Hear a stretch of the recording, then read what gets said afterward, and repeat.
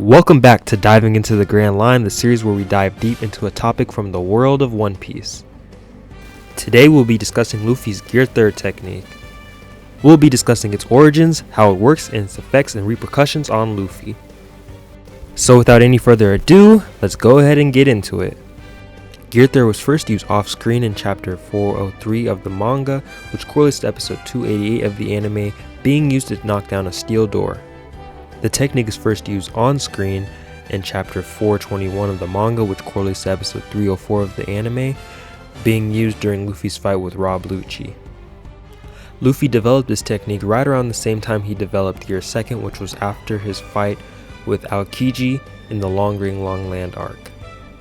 The technique is first hinted at during Luffy's fight with Blueno, but like I mentioned before, it's not used until chapter 403 and is not seen by the viewer until chapter 421 of the manga. Luffy starts his technique by putting his thumb in his mouth and blowing up his arm similar to a balloon, making it become giant. The size of his arm is comparable to that of a giant itself, like Oars for example.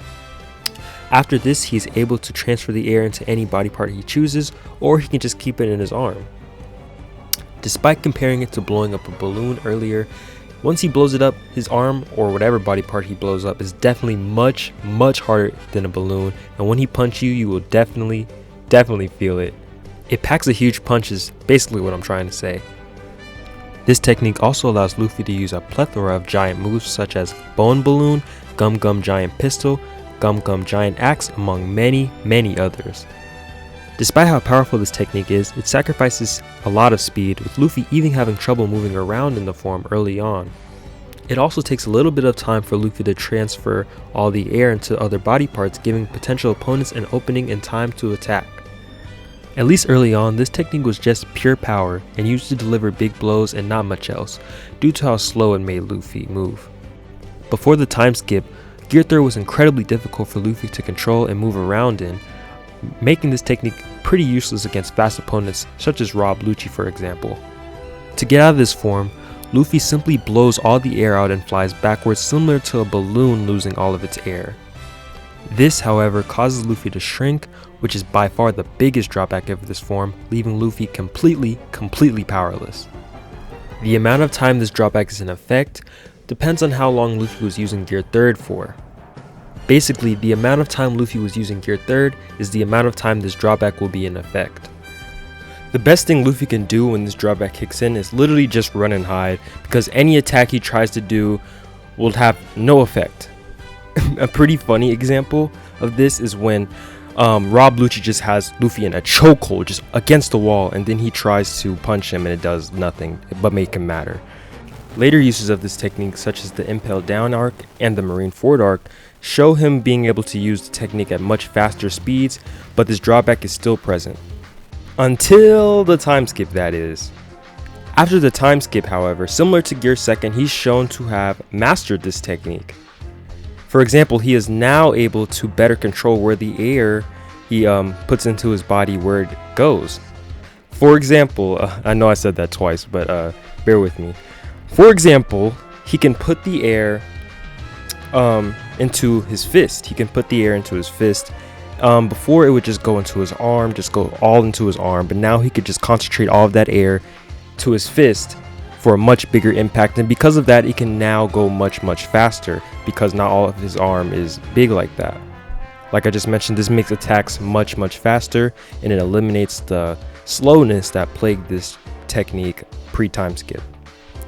Oda also revealed in SBS that the shrinking drawback is no longer an issue. Luffy doesn't shrink anymore. I don't think it's explicitly said in the series, but obviously if you watch the show, he doesn't shrink after using Gear 3rd anymore, so you could come to that conclusion anyway. He's also able to control how big his body parts get now. Of course, before the time skip, it really depended on how much air was in his body, how much air he blew into his thumb, and that determined how big, his body parts would get. And like with Gear 2nd, he is now able to use this technique with armament haki. We've seen multiple instances of him doing this. He is also shown being able to use this technique defensively. Of course, before this, it was basically used for pure offense, you know, pure power, just a big punch. That's basically what this form was used for. But now he could use it defensively too. It just shows how much he's mastered this form. But much like Gear Second nowadays, this technique is mostly used at the beginning or warm-ups of fights. You know, with the advent of better gears, you know, he doesn't really use it as much. Of course, before Gear 4, he did use it a bunch post time skip, so we did get a lot of uses of it still. And also, the use of this technique has birthed some of the most iconic moments in the series. One of my favorites and one of the most recent is when he used Gum Gum Red Rock on Kaido. One of the best moments in the entire series. That's in my top 10. Definitely amazing. But I think that's it for this video. Where does Gear 3 rank with all the other gears in your opinion? In my opinion, I think out of all the gears, Gear 2, 3, 4, 5, I think this is probably above Gear 4 for me, because I just don't really like Gear 4. I don't really like how it's designed. So actually, let me put Bounce Man and Take Man together, and I'm gonna put Snake Man by itself. I think the Bound Man and Tank Man are probably the worst ones in my opinion. I don't really like how they're designed. That's probably the worst one, and then Gear 3, and then Snake Man. I do like how Snake Man is designed. That was definitely an improvement for me. But it basically ranks around there. Above that is Gear 2nd and Gear 5, of course. But that's where it ranks for me.